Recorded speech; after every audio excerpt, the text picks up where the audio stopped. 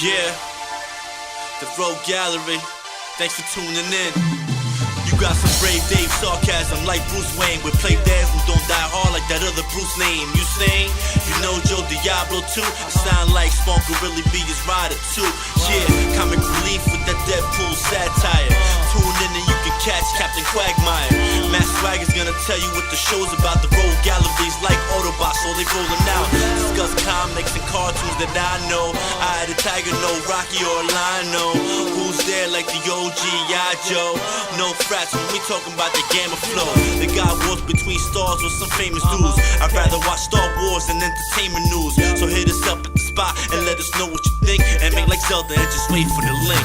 Yeah. Where you gon' go for exclusive with shows, comics, movies, and webisodes? The Rogue Gallery, the Rogue Gallery, the Rogue Gallery. Welcome back to the Rogues Gallery. Thank you so much for joining us. This is episode 7, Rebirth or Rehash. And I am Matt Swagger. As the shirt implies, I do get the girls. And of course, with me as always, we have our head of HR, head of PR, Joe Diablo. Diablo standing by.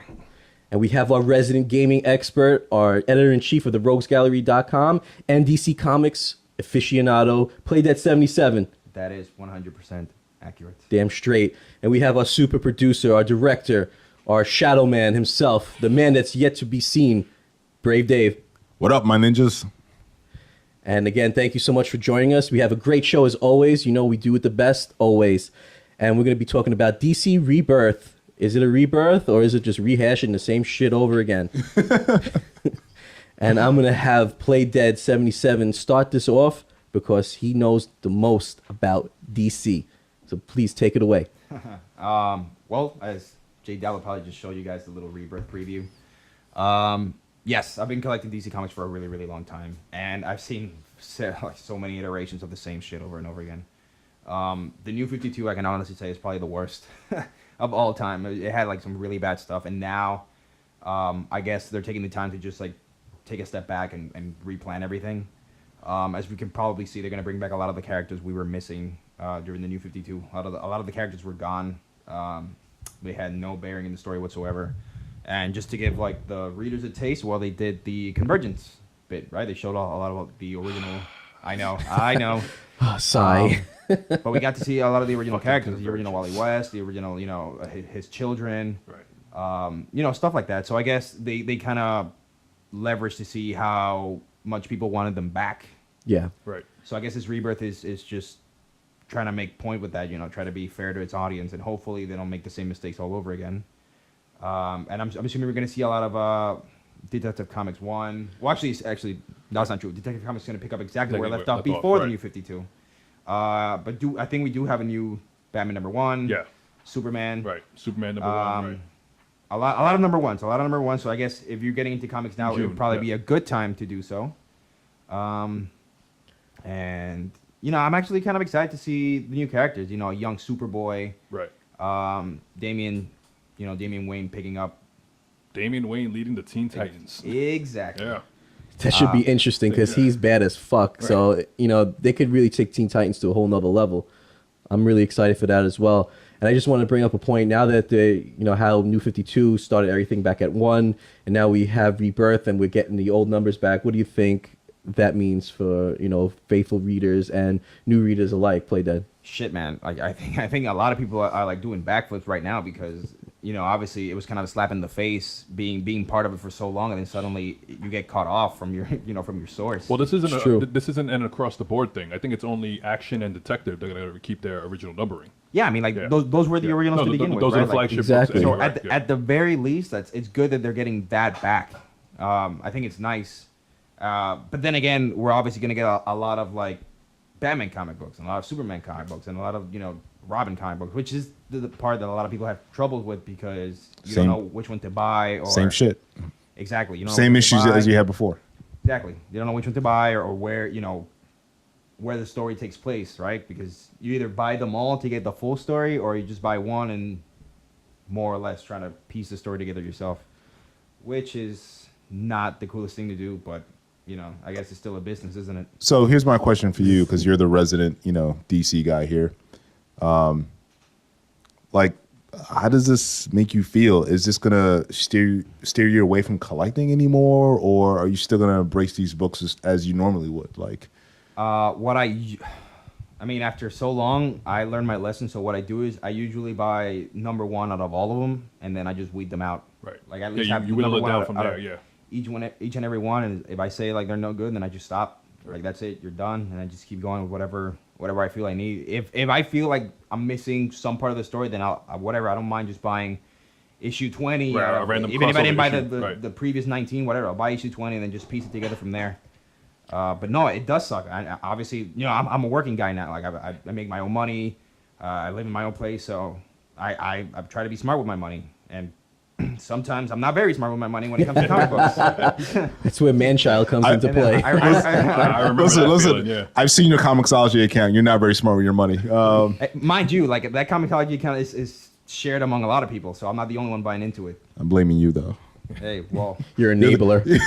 You're the one that I know. No, but I think we had a discussion about this probably the first or second episode of the Rogues Gallery, but as an avid comic reader, this kind of shit turns me off. I don't want the publisher to come out and say, hey, everything that happened before is no longer canon. Everything of the last 5 years is right. canon. It's like, now we're gonna start off fresh, and then they're gonna do the same shit in 2 years. I'm like, what the fuck is that? See, here's the thing. exactly. It all begins here. The future and the past of the DC universe starts here. Don't say we didn't warn you, right? Rebirth is about refocusing on the core of the character and the respective universe. It brings back what we lost, the legacy of our characters, and the love and the hope of the DCU. Why couldn't we do that with the New 52? Exactly. That was by Jeff Johns, right? Yeah. Because they just wanted to try something new, thinking that it was going to, be well received. And this is just a way for them to say, you know what, we're wiping out a mistake. It's not canon, so I'll deal with it. And now, we have like 3 Supermen right now, and they all met each other in this last issue. Yeah. So it's like, how are you explaining this nonsense? The problem as well, I think, is they try to tell a lot of stories at the same time. Yeah. Like sometimes they overlap, So sometimes they do not timelines overlap don't at match all. up, right? Yeah. Exactly. And then so you're left to wonder, What's happening? Yeah. yeah, like which one's the better happening and pick? when What it's should happening, what right. should I follow? And overall, like for example, the Earth 1 series, Right. perfect. That's its own thing, Right. its own world. Like it could be its own thing. It could be whatever they want it to be. But when you do like Detective Comics and it overlaps with Batman #1 or whatever, Batman Eternal, Batman and Robin, then you're like, shit, when did this happen? And then you have to go back or you have to buy something else. Right, because then you miss out on something, right? Exactly. So you don't know where exactly it's going. It falls or, into place, yeah. So how do we fix this? Like, what message do we need to get across to the publishers? Like I would honestly say, listen, stop doing like so many different stories. Just stick to the selected few. Like Detective Comics is a classic. Just keep it.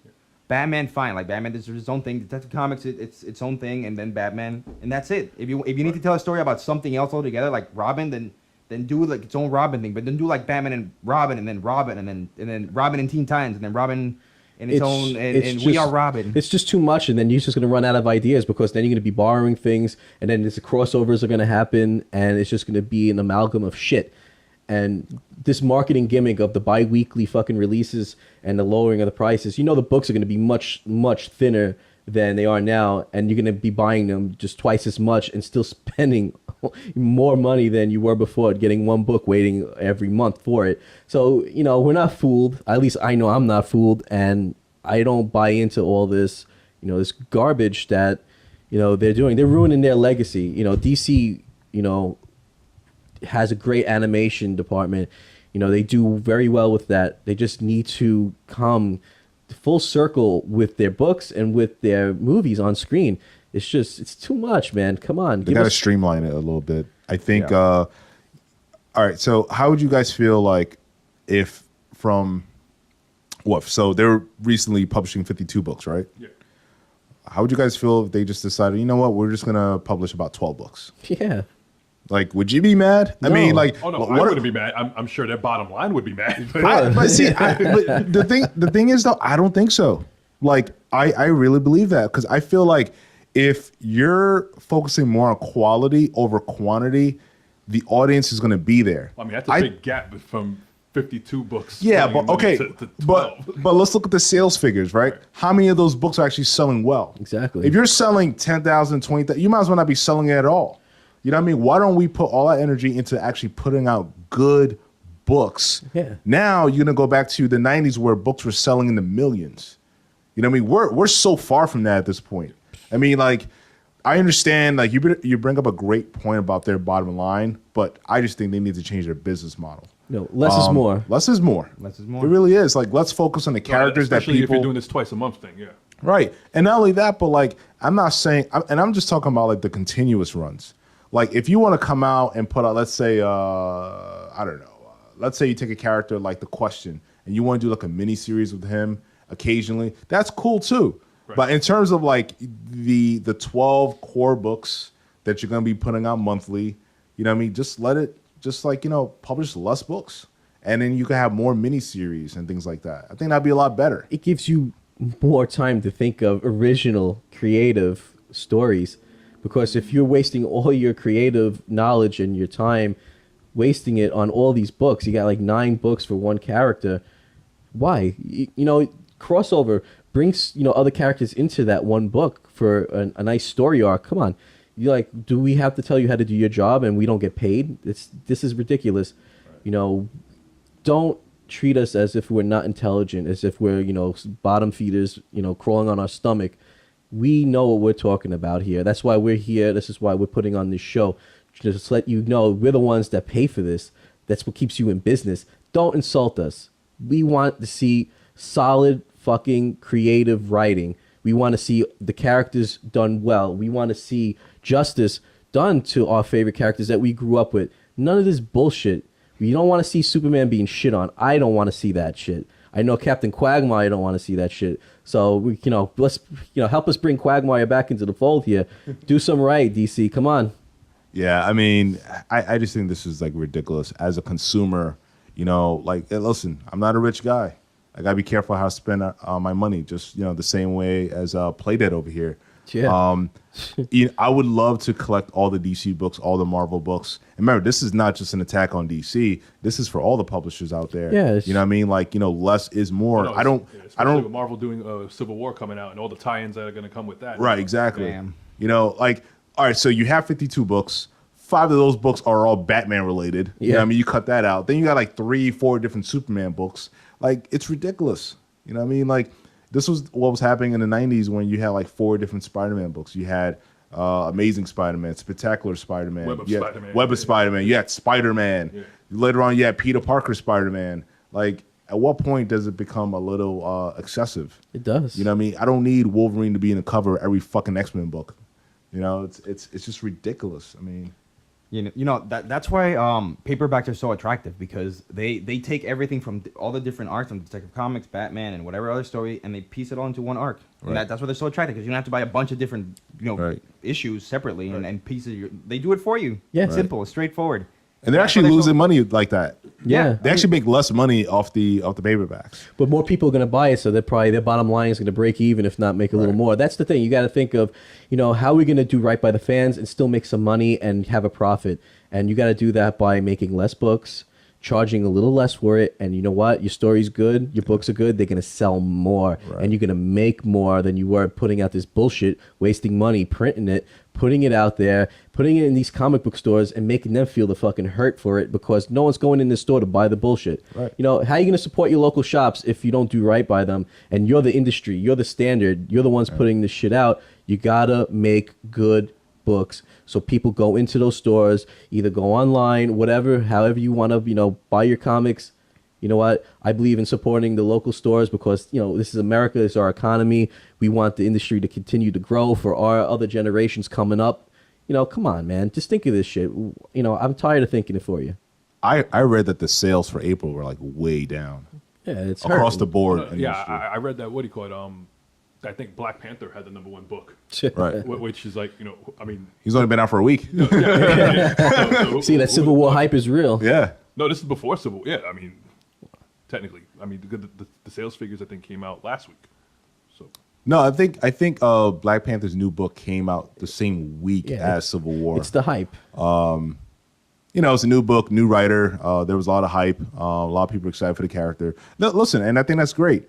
But, in terms of like, the constant rehashing of these characters is going to make me grow tired of them. And then that's not going to make me want to buy the books. And that means the shop owners are not going to make any money. Exactly. And that's something we don't want. I know I have my favorite stores and, they're just regular people like you and us, like you and I. They're trying to make a living. And, a free comic book day, last week, which was a great day, right, Diablo? Oh, man.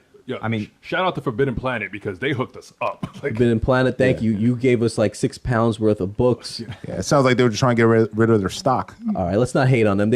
I'm not.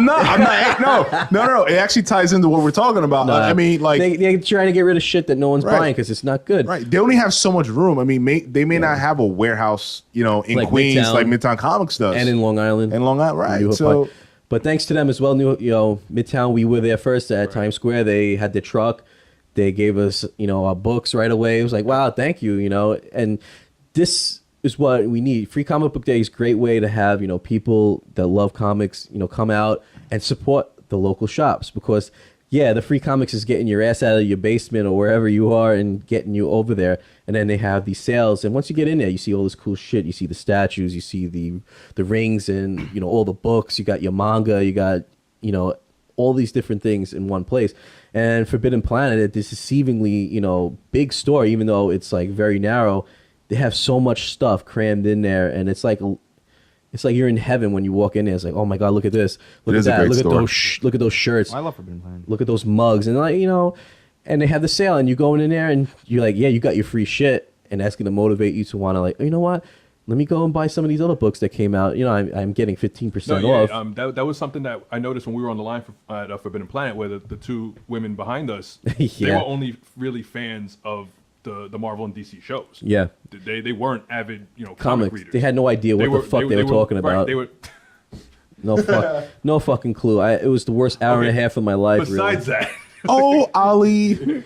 Like, oh my god, Civil War was so cool because Bucky, I love Bucky because he has that nice hair and all that. Bucky with the good hair. Oh my god, I don't want to spoil it for you, but it was so good. Point being is that Free Comic Book Day got these ladies into the store where they wouldn't usually go into. Listen, as long as they're buying shit, right, you know what I mean? Like, I want these shop owners to be able to make a living, support. They got families, man. There's nothing better than going into your local comic book store on a Wednesday, new comic day, getting your fucking shit bagged for you, your pull list. Whip them out Wednesdays. Damn right. Whip about those books. It's like, for people like us, it's like hanging out at a fucking club. Something I hate. I hate that shit. I'd rather go hang out at the comic book store, talk to the guys behind the counter, seeing the other fans, having a little debates about, how much Arrow sucks.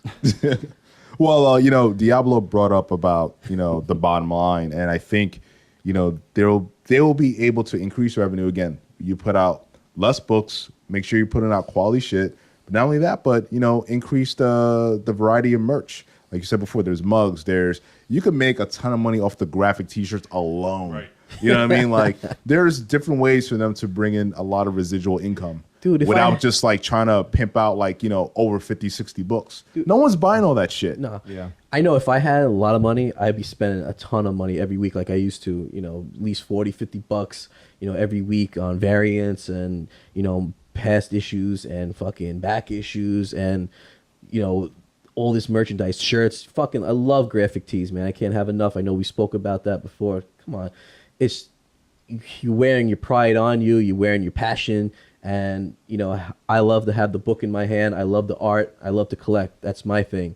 And, you need your local store to go to do that. So. No, I'm sorry. Go ahead. No, I was going to say, like, honestly, like, if I were part of, like, Warner Bros. And DC and I was, like, spearheading all this shit, like, my idea would be very simple.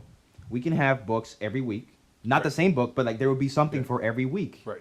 Not just, like, pump out the same book, but every week. Like, because you're literally just trying to, like, pump out as much as you can to make a quick buck. No, all right. Yeah. You don't have to do that. It's simple. Just, you have your own set of stories for each hero, and then there'll be one a month. But then throughout the week, every week you'll have something for everyone. Quick question. Do you think that, and I'm sure you guys know my feelings about this, do you think that we still need a monthly Batman book at this point? Or should it be Well, I just mean, more like a alright. special event every year? There's gonna be like that one Batman book that comes out. Well, I mean, The Batman annual. No, well, I mean, if it's a thing of where we're gonna cut the numbers down to 10, 11, 12 books a month, then yeah, I think we should have that one Batman book. But it'll be everything Bat related would happen in that one Batman book. We don't need Robin, Birds of Prey. We keep Detective Comics because that's the legacy book. Exactly. That's the No, first- what I meant, Diablo, was like, if let's say they went the Hellboy route with Batman, like whenever it's ready, it's ready. yeah, I mean, because let's be honest, when you keep the people waiting, they will come out in waves. I mean, you pump out that one book every couple of years, and maybe you do an annual thing. You may have like 1 million people buying that issue. I don't know about them doing one Batman. You know they're not going to do that. Yeah, I one mean, Batman issue a year, but the like- thing is though, like it's all about risk. But it's like DC has a stable of characters. Like Marvel has documented 5,000 characters. Yes. DC probably has around the same 3,000 to 5,000. I mean, there's no other characters that you can bring up. Like, I just think Batman's getting a little played out, and I love Batman. It's like to say you're a Batman fan is kind of like a given, right? I mean, let's be honest here. I mean, it doesn't like everyone's a Batman fan. Even if you're a diehard Marvel guy, like but I like Batman. Yeah, you know what I mean. It's the reasons why you like him should matter most. The reasons why I like him is because he's the superhero with no superpowers, right. and he's able to do things that these people with amazing powers can't do or just don't know how to do. Right. And to me, that's appealing because he's just a regular guy. He's someone that loves martial arts, loves training, weightlifting. Things I fall in line with. That's what I love in my life. And He's a great character. But I Exactly. just think that the character has been, in terms of his stories, have been a bit diluted just because it's just coming out monthly. It doesn't even mean anything. It's like, oh yeah, well we got to put out Batman book. Why? Because we have to. Why? Because it's on the mandate. Really? That's what we're doing. we just now? need two. We need Detective Comics and then just a Batman title. We don't need Well, see, that's everything what I was else. saying, that if we're gonna chop it down, to like I said, this is gonna be 1/5 of what they're putting out now. Then yeah, I think it should just be Detective. I don't even think we would need a Batman solo title if we have Detective. If Detective is gonna be the only, not the only. I'm sorry, the predominant Batman book. Right. Like if you want to read Batman, this is where you find him. Same thing with Action Comics. Like we don't need Superman and all this coming of the Superman and all this other stuff. The Action Comics is the one that everyone identifies with. Their version of Risk is different than what Brave Dave was talking about. Their Risk is making garbage and then seeing how well that's going to do or not, and then okay, we're going to just eliminate that and we're going to go and do something else. That's their risk. That's unwise risk. A good risk would be to like we were just saying before, let's cut down the books. Let's use that extra money that we have now from eliminating those titles to put into our good books and write some good stories, come up with new original characters, not like these night shits that they have with Batman. I don't know what the hell that's supposed to be. Well, the thing I'm noticing too is that, granted, we have I think in June here we have over 100 books coming out. That's ridiculous. So yeah, I'm all for chopping it down. I mean, I don't know about down to 12, but maybe 20, 30 at tops. Listen, take the characters that you actually have a story to tell with. Like I'm against this whole idea that we have to put out a book just because we have to put out a book. You put out a book when you have a story. No, that's what I say. The thing I'm getting into now is that a lot of these lower tier books is where a lot of these up and coming writers and their artists get their starts off. Granted, some guy you never heard of is not going to land a gig on Detective without having to work on something else first. Well, I mean, no, I agree with that. But if you look at a lot of the writers that come up now, they're coming up independently. They're coming up through the Image comic system. Well, this guy, Tom King, who just got Batman, he's on Omega Men, which is one of the universally raved about books, but hardly anyone's reading it. Right. Yeah, exactly. It didn't even land in the top 100, last month. Well, I mean, no one's going to read it because they're not putting any marketing dollars behind it because all your marketing is spent on Batman and Superman all the time. You know what I mean? So it's a direct result of that kind of thing. You know what I mean? No, I get that there's a direct correlation. I'm just saying that with less books, there'll be less artists coming up in terms of DC and. Yeah, but then the business. Well, you got to factor. Not everyone's a Jeff Johns, Right, but you got to consider the fact that the business may not be around in 10 years because of the current business model. That doesn't have to be that way. Artists can still be coming up because you can recycle them. You don't have to have multiple books to use multiple writers. You can have just for this, let's say 5 issues, we're gonna have these artists and these writers, and then we're like, oh yeah, now we're gonna have these guys come in. So that's what's gonna keep things fresh. Recycling, writers and artists and having that different take on the book. This way, it doesn't get stale, and we don't have to keep getting 100 books to keep these people employed. And they could be working on, their stories while these other people are doing theirs. And then, we don't have to have this rushed garbage that comes out. And let me just reiterate, right now that we're not hating on DC, because I know all the fanboys are going to go fucking nuts about, this. If they're watching, they're listening on SoundCloud. Listen, we're fans. We're pissed off fans. We don't hate DC. There's a lot of characters that we love from DC. So we're just, laying it out here on our table, telling you how we feel and how most fans feel when we're insulted. And we just want to see right done by our characters, and we want to see DC succeed. That's plain and simple. Do you want to see DC go out of business, Play Dead? Probably not. No, not at all. What about you, Joe Diablo? You want to see them? No, exactly. I'm all for there being, a DC, around 10, 15 years. Exactly, because DC, to me, is synonymous with comics. And, as much as I love Marvel, I love DC too. And you can love one and love the other. You don't have to hate one just because you love the other. It's ridiculous. You're a fan. You're a fan. You don't have to choose. Yeah, this is not a civil war between companies. There's Image, there's Boom, there's Dynamite, Valiant, of course. How could I forget that? Valiant, and they're up and coming, and they're going to be taking over the movie scene and shit, and you're going to see that. So you have all these different companies, and they're bringing their own take on their characters, and they're giving us something to read, to, imagine about, to take us into our little happy place. So don't get it twisted. Don't get your shit in a twist. Just calm it down.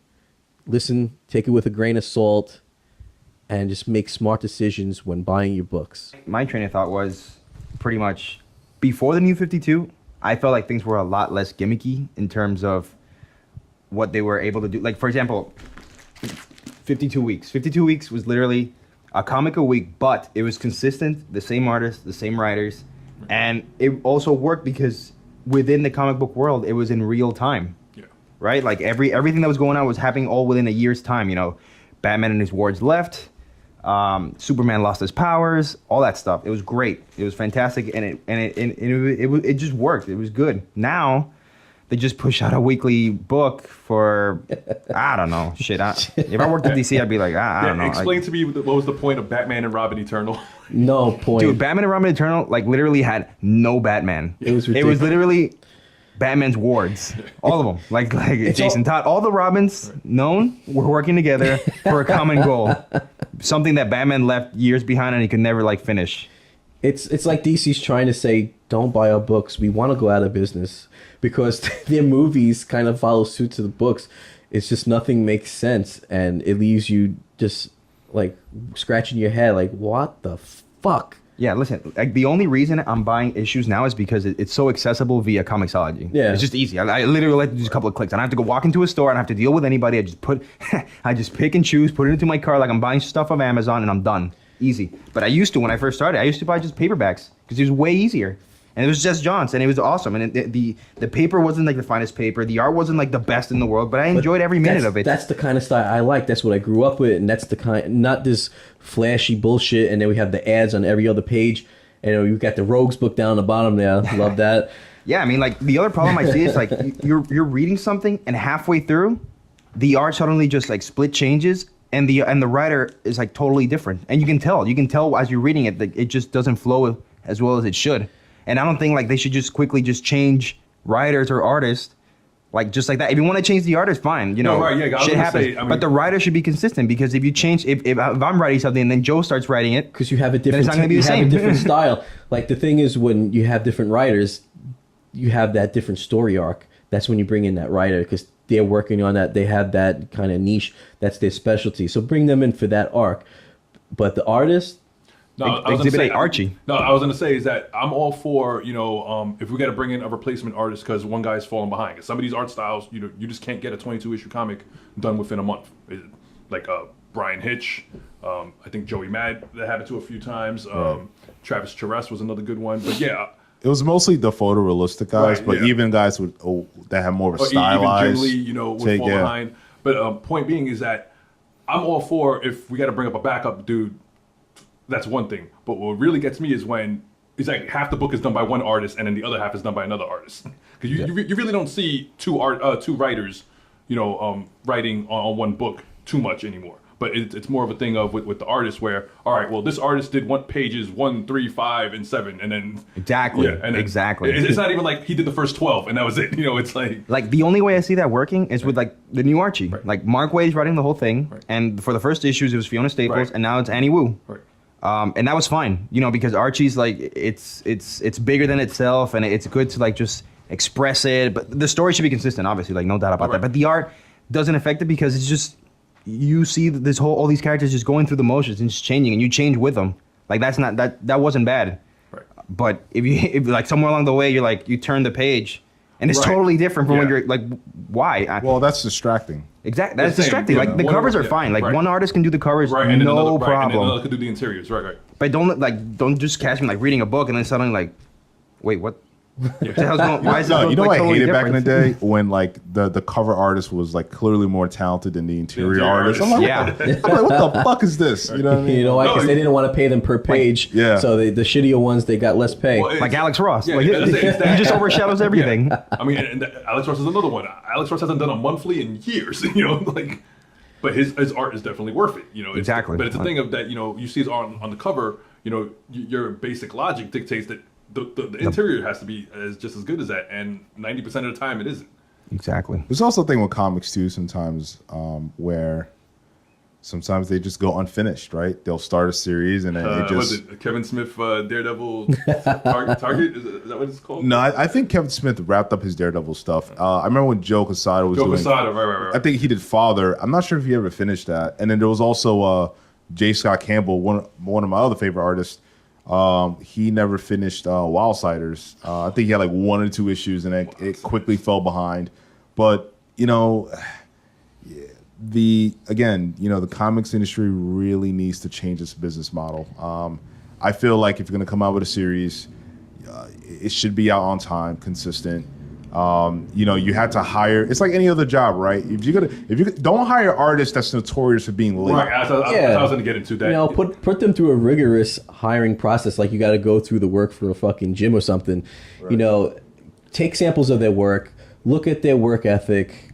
Call up past employers. See how they performed, and then this is the kind of person you're gonna want being on your team because they're a team player. They know that there's deadlines, there's a lot of pressure, and you want to get this out and not be garbage that you're putting out as well. So we need someone that's able to be time managed, be micromanaged, and if that's the case. It's like any other job. Damn right. But and you need to be held accountable. But do you think like part of the problem is because maybe artists aren't getting paid enough per gig and they need to pick up multiple gigs at the same time? That's what I was going to get into, yeah. Like because... Sadly, yeah. Because I feel like obviously, let's say I'm a really renowned artist and I'm doing something, but obviously I got to make ends meet, man. Like I got to pick up other gigs as well. And maybe like the publishing companies aren't like just giving them enough per gig to be able to. I saw a thing where online where they said going rate for a guy who's kind of new to the industry is $20 a page. Oh, all right, so God. $20 a page, 22 pages a month. All right, you're making 400 something bucks a month. It's terrible. But then that's not a lot. But right, if you're working only one book a month, exactly. So that's the problem, right? Like they need to kind of figure out some kind of fee or rate. There has to be a salary. Right. Not you. This is how you fix things. Put out quality books. Put out less. Put ones that are going to sell. Have some salary structure like you would get in any other job. Pay this person annually, and then bonuses and commissions and other things like that. You're paying. This is like archaic. You're paying people per page. It's like you're a freelancer.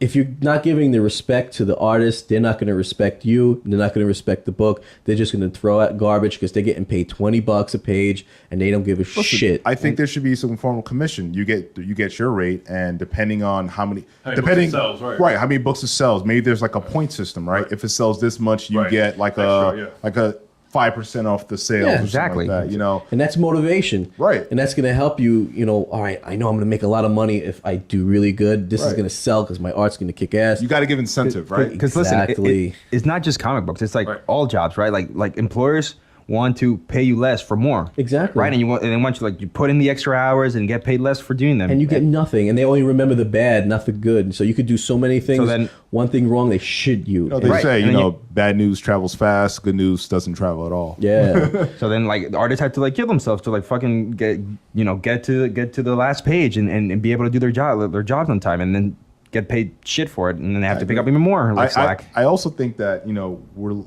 this is, I think, the best time for an independent writer, a freelance artist to get together and put out their own books. I mean, if you look at what's going on with Image literally probably has been putting out some of the best books in the last few years. Oh, definitely. Books like, you know, Wicked and the Divine have been, you know, fucking acclaimed. Wick Div is amazing too. Like, It's like it's nuts, right? I mean, those books I feel are getting a lot more attention from like media sites than your typical, you know, Marvel DC properties. Just because I feel like it's always just kind of same shit recycled. even something like Saga.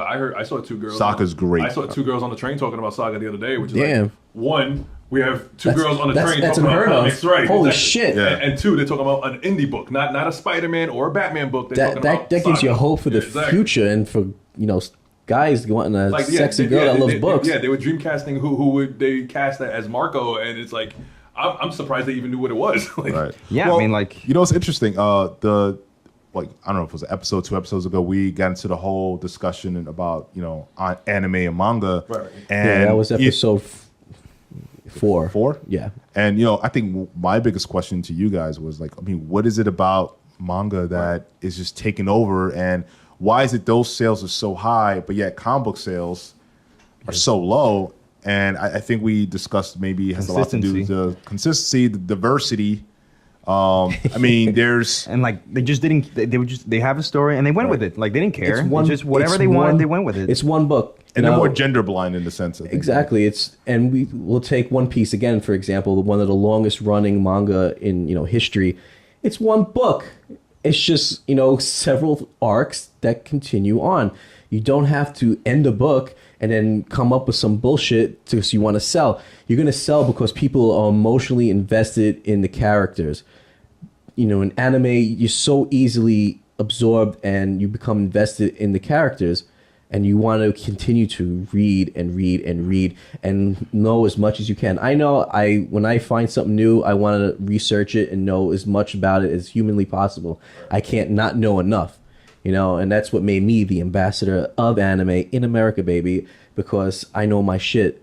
And Do you think like what Image is doing is similar to that model? Because I feel like Image right now is breaking a lot of new ground. This is not the Image from like 1990s. Yeah, No, a lot of this the thing is about Image completely right now is that they're truly creator owned. Right. You know, for a long time, DC Vertigo was like that, but now Vertigo's moving away from that kind of model, and that's what's attracting a lot of the indie guys. Didn't Vertigo shut down? They see here's the thing Vertigo, about yeah, here's that's the DC's thing other about line. Vertigo, right? Vertigo, as of right now, is not shut down. no, it's DC. But the comic sites would have you believe that because they're all covering Gerard Way's Young Animal imprint. Right. The problem with that is that Young Animal was basically all those books were supposed to be Vertigo books. So why are we starting a whole new imprint when we could have just folded this stuff into Vertigo? The Vertigo, right. Look, I'm going to put this on the table right now. If we had some investors, you know, people want to put money to us, we could start our own comic book company and it'll be majorly successful. And I'll go on and say it will be called Gone Rogue. That's our company. Gone And Rogue Comics. Damn right, Gone Rogue Comics. I tell you, we'll do a fantastic job. It's going to be huge. I know it. So any investors want to dump some money into the Rogues Gallery, you know, to help us come up. We'll love to have some creative, original writers, artists, and we'll start our own company to make fucking great books. Yeah, I mean, like some of my favorite stuff isn't even superhero related. Why the Last Man, Right, Preacher, The Boys, like I can't Yeah, wait it for doesn't Preacher. have to be superhero related. It doesn't have to have Well, the Boys powers. is kind of but I get what you say. Yeah, Diablo got me into Preacher probably like 10 years Yeah. ago. I remember buying a couple of the that trades. was Garth Ennis at his best. Yeah, yeah. That- exactly, like it was Well, amazing. even the boys. I mean, to me, the boys kind of fell off in the middle, but the boys beginning and the boys end, I thought was some of Garth Ennis's best. It's funny stuff. because the boys never really worked for me. I mean, I got what he was. I was a trying bigger to, fan of the losers. Right, I got what Garth Ennis was trying to do in the beginning of the boys, but then yeah, like I said, in the middle, it just kind of like goes on this totally different tangent, and it's like, okay, this isn't what I signed up for. Right. You know, Garth Ennis had done his Punisher.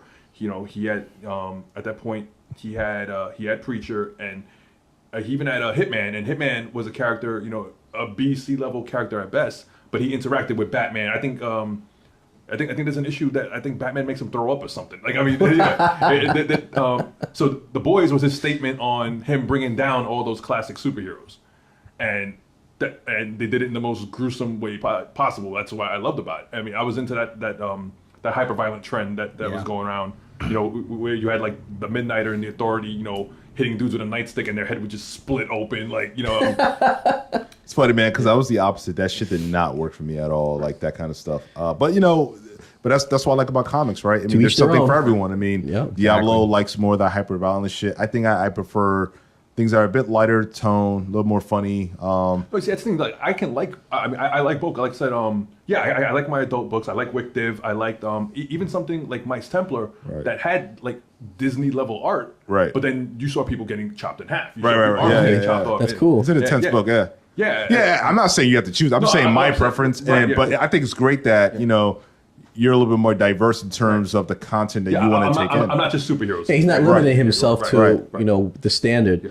Which But is, I feel like DC, Marvel, I mean, their bread and butter is always going to be superheroes. Right. I feel like, you know, brands like Boom and Image are starting to grow. I would say they're starting to build a little more traction just because, like, they're kind of, I guess they realize, you know what, we can't really compete with Marvel DC on the superhero level. Let's try to do something different. No, yeah, Boom, especially Boom. Boom is doing a lot of stuff that's not superhero related. Right. I think the bulk of their line is not superhero stuff, and I think I collect maybe 6 or 7 books from them. I just like the fact that Boom is focusing more on kids with their Boombox line. I mean, I think that's great. I mean, didn't we get an issue with that in Free Comic Book Day? Yeah. What book did you get? It was the Boombox preview had a new Mouse Guard storyline by David Peterson, which is also, you know, if you're a fan of Lord of the Rings and that type of stuff.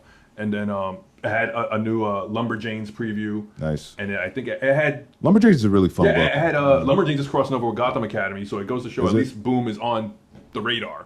You know, that DC would feel, you know, comfortable putting their characters into a storyline. I think Boom is producing the book. Yeah. Well, Boom's kind of interesting too because they're a bit different from all the other publishers and labels. I'll say, Boom has a lot of licenses. Like they have the Jim Henson stuff. They have they have creator-owned stuff, and then even well, they also have they have like Hollywood agents that work for them as well. Yeah, because I was gonna say Irredeemable just got optioned to be directed by Adam McKay. Oh, so fucking good. And if you read the episode, the synopsis for it, it explains about how the Plutonian, you know, ends up going nuts, and the Justice League type of team that he was associated with can't bring him down, so they turn to his number one supervillain. Yeah. Now, if you read Irredeemable, and this is something I try to get Brave Dave into, the Plutonian's arch enemy is Max Damage. Max Damage has got to be one of the best comic book supervillain names I think I've heard within the last 5 years or 10 years maybe. Yeah, and incorruptible. And he has a pretty badass power where the longer he's awake, the more invulnerable he gets. That's cool. Exactly. So he takes on the Plutonian after staying awake for 3 days. Wow. And he goes toe to toe with him. Yeah, it's like that's pretty cool. See, that's creative. Yeah, Max Damage and his sidekick Jailbait. Like Jailbait. Oh, yeah, that's true. Nice. Watch out for the jailbait. But yeah, like not, you know, we don't need superheroes to have a good story either. Like, right, you know, people think like when you're reading comic books, it's all about superheroes, and that, you know, obviously that's not true. No, we know this. That's the stigma about it, right? But a lot of the people I know that they had no idea. They didn't know there was something beyond superheroes in comic books. Yeah, and I'm like, dude, like a lot of people There's still a lot of shit. here's Why the Last Man for you. I was gonna say a lot of people still don't know that Walking Dead is a comic. Yeah. You know? Yeah. Yeah, they think it's just a show. And the same thing even with Preacher. Everyone's like, you know, like they actually redid Preacher the cover to Preacher #1 with the cast from the show, drawn by it's drawn by Steve Dillon. Yeah. He went and did a cover featuring Dominic Cooper and Joe Gilgan and Ruth Negga. You know, the comic itself is remember the Sunday papers, the funnies, all that. That's not superheroes. You had Garfield, all that shit. That's how I discovered the Boondocks. Yeah, exactly. This comics is just, you know, a form of entertainment, a form of literature that's drawn, that's illustrated, It doesn't have to be about people in capes and masks. It's just about any kind of story. You have Family Guy, that could be a comic. Right. You can have, again, like Boondocks. It started as a comic. You know, it became a successful show on Adult Swim. Hilarious. And, you know, just got to keep in mind. Dennis the Menace was a comic strip. Exactly. Yeah. And that became an animated show. Right, yeah. Successful. Then it also had a pretty successful movie as well. Exactly. I maintain that the first episode of the Boondocks animated series is still one of the funniest things I think I've seen in the last for sure. 10 years. Well, since the creator left, it fell apart. Yeah, when I remember Gruder left there. Yeah, he went to do Black Jesus. But that first episode of the Boondocks was... Something you like, Brave Day, right? To me, that's up there. Black Jesus? To me, that's up there with the Rick James skit on Chappelle. It's up there. Like, well, I mean, it's... Stink meaner. It has a lot to do...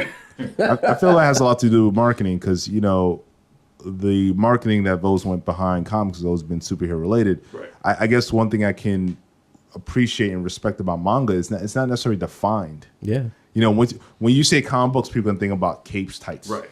You say manga, that could literally mean anything. Yeah, manga is just the Japanese word for comic. Right. So it's still a comic. It's just same in a industry different format. Right. You know, instead of reading from left to right, you're reading from right to left. Right. And you know what? It's not a big deal. You get used to it, and it's just you just get wrapped in and you get taken away because it's not the typical, you know, superhero book. It's many different stories, many different characters. Everyone is just as important as the main character, and it's just one book. It's not just okay, we have One Piece, then we have One Piece Z, and then One Piece, you know, to the next level or whatever it is, you know. This right. When the one story was done, then it moved on to the exactly next. Like you have like Dragon Ball Z, and exactly. It wasn't like they were running concurrent. Again, 30 years of Dragon Ball. Thank you so much, you know, How Toriyama. crazy is that? 30. Thank you. Yeah, You just celebrated 30th anniversary. You know, God bless Dragon Ball and Goku. I just think you know the comics industry just needs to start showing a lot more restraint. You know, there's this need to just pump out product, and that's the wrong way to go. I'm all for trying new things, but yeah, exactly. We can't do it on a monthly basis, right? I'll agree with that, right? Yeah, I mean, whatever. They should just cut through all the cake and watermelon. Just give us a good fucking story. I'm looking at this Rebirth schedule. I'm looking at the DC release schedule for June, and they have 4 Harley Quinn books coming out. Like, that's too much, man. That's ridiculous. Like, listen, I like Harley Quinn, right, but I don't like it that much. Right. And what could she be doing in 4 different fucking books that she's not doing in one? God, there's 4 of them here. So how about you save all that for different arcs in one book, like manga? Right. Listen, I'm not paying all that for a female character. No. Listen, I'm up to the point in my life where, like, unless she pops out of the page and does something for you. I'm messing around. Now I'm up to the point in my life where, like, I'm a lot more excited to see an Archie comic in that week. Like, that would be the first thing I would read beyond, like, first, like Batman and anything of that shit. Like, it comes second to, like, Archie or Saga. Like how long Archie's been out. Yeah. And a lot of people don't realize that, you know, characters like Sabrina and Josie and the Pussycats, they all run through Archie. Right. That's all the same universe. It's like for what, 60 years. And you know, to Archie, it's more interesting as well. No, it's just more exciting. No, They're not superheroes. How crazy is that? That in 2016, one of the most talked about books is Archie. Archie. Yeah. Like, it just came back, you know, revamped and better than ever. It's just better. Like, listen, I like shit to be raw. I don't need shit to be PC. I don't need shit to be like, I'm not about PC. I don't need someone to take my hand and help me cross the street. I'm not at that point in my life. I am such a fan of Garth Ennis's cross stuff. Like this cross where it's no holds bar. Like they throw babies into wood chippers and I can't. That's why I love like Vertigo stuff. That's sick, bro. Like Vertigo stuff, known to be super raw. There's sex, there's drugs, there's killing. The Sandman, that was the book that made me want to become a writer. And that was a DC Vertigo book, which hardly anyone heard about at the time. Sandman became a cult thing after it had already finished. Exactly. But but there's a lot of stuff out there, and they think superheroes are the only way to go about things. That's not true. That's not true at all. You know what's crazy? Isn't it true that My Little Pony is like a high-selling book? Yeah, bronies. There's crazy is that? fucking bronies. Is that shit weird? Dude, they're on Discovery Family, man. They got their own freaking show. It's the kid aspect of the business. Like there's always going to be little kids. It's so colorful and so fun. It's not only of course that. it's going to sell. It's kind of like with Nintendo. But it's not only that. It's because like now everything becomes a thing. The Harlem Shake was a thing. Right. The fucking Psy and his stupid little dance a thing. Everything just became a thing. Gangnam Style. Yeah, everything just becomes a thing for a little while. So like fucking bronies, another thing. Like everything just becomes a thing now. Because people just become, I don't know why, they just get together and they're like, this is kind of fun. Let's make it a thing. Who's publishing the book? Is it Boom? Or? I think it might be Boom. Yeah. Boom. Shit. Yeah, it's Boom. Boom's taking over, baby. Yeah, I'm saying Boom. Slowly. Boom has cornered the market. Yeah, seriously. Like, I like the Starborn book that they had a few years ago. That was like produced by like Stanley. That was a fun book. It was illustrated by Carrie Randolph, Brooklyn native. Yo, we're Really friends good with artist. him. We know Carrie. Yeah, I mean, I like what Boom's doing. I like what Valiant's doing. Valiant's been one of my favorite publishers like the last 3 years. I've been collecting a lot of their books. oh man, Harbinger's Great. yeah. Bloodshot is like Bloodshot is basically an 80s action movie. Like you read that book, Would you go as far as saying Bloodshot is everything the Punisher should be?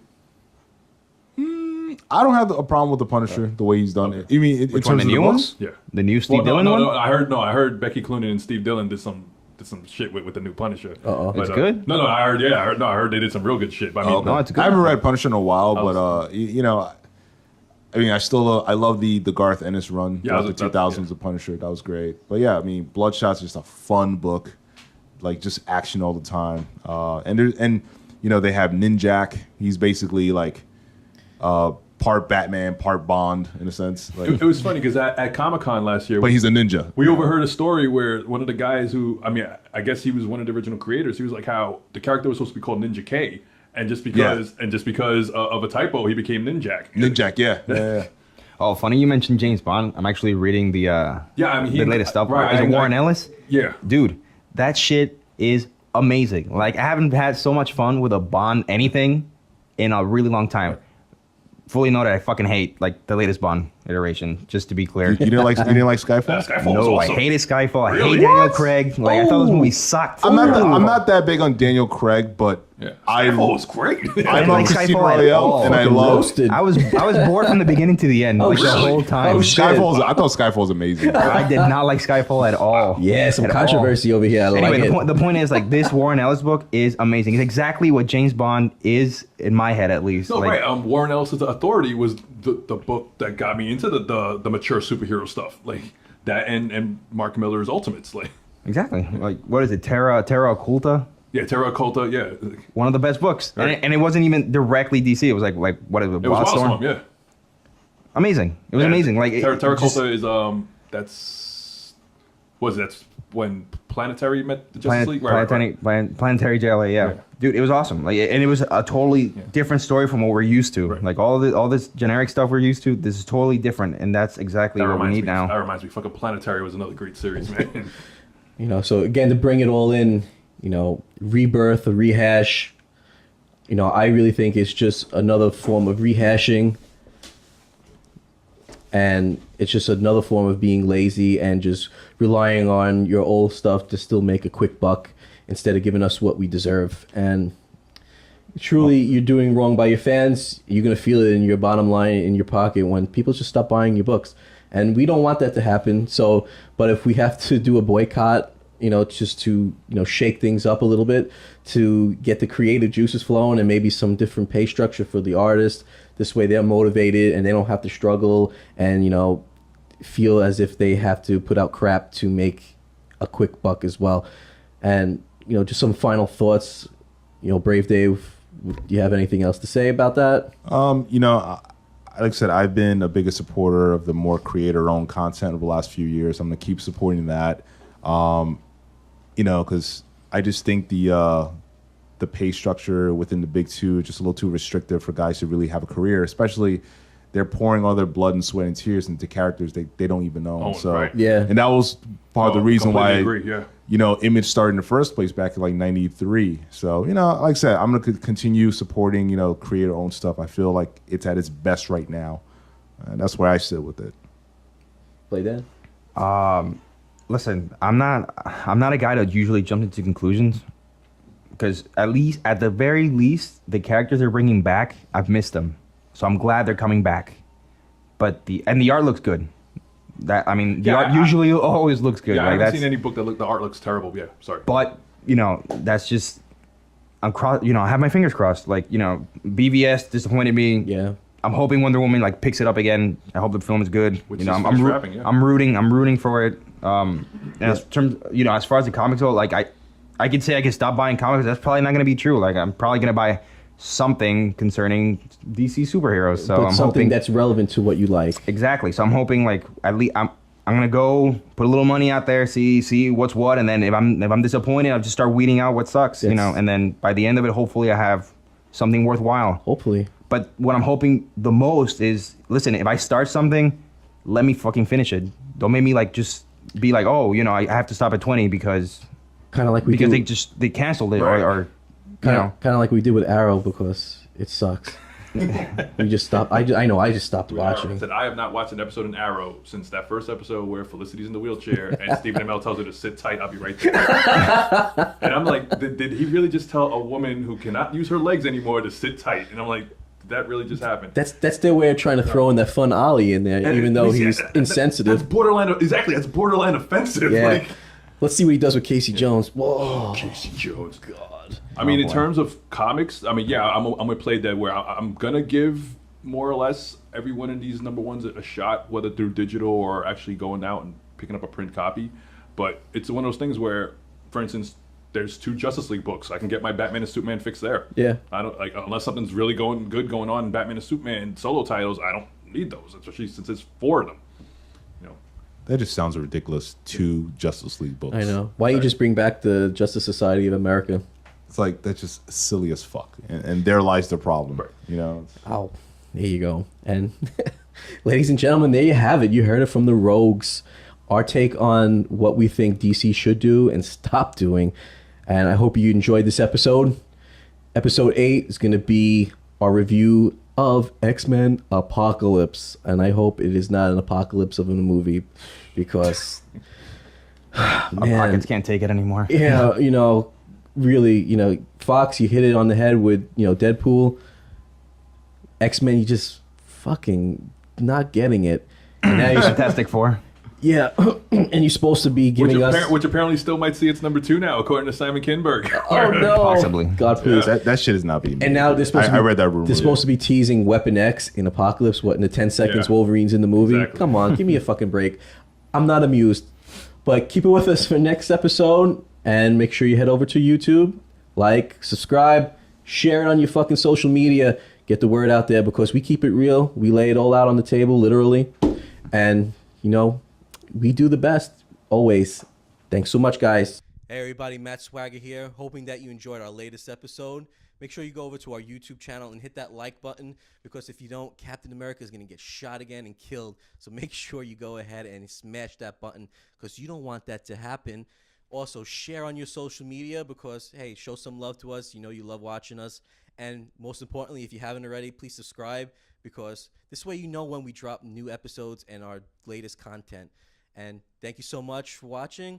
If you liked anything that we did, I know you didn't like anything, right? No, of course you did. Make sure you leave something in the comment section below so we know what you like, what you didn't like, and we can address it. All right? Thanks so much for being with us. Matt Swagger signing out. Go for exclusive with shows, comics, movies, and webisodes. The Road Gallery, the Road Gallery.